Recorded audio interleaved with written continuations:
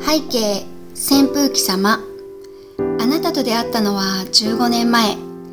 結婚して初めて買った扇風機でした。一体いくつの夏をあなたと一緒に過ごしてきたでしょうか。クーラー代を節約した夏も、ドライヤーの暑さでお風呂上がりに汗だくになる夜も、あなたはいつも私に風を送ってくれましたね。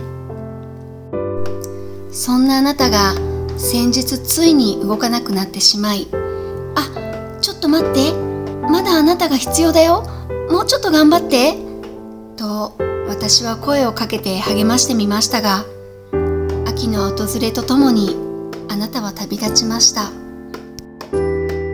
あなたがこれまで送ってくれた風の心地よさを私は決して忘れません。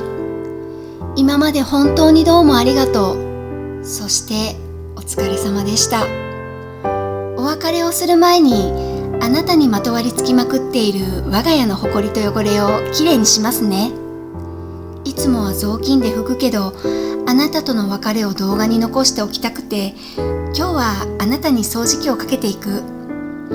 前回の動画のコメントで、掃除機に座れてみてどうでしたかという爽やかな質問がありましたが、普通に痛かった、腕赤くなった、絶対にもうやりたくないよ。でも最後に感謝を込めて掃除機に座れるという体験をあなたに送ります。愛を込めて、おたかより。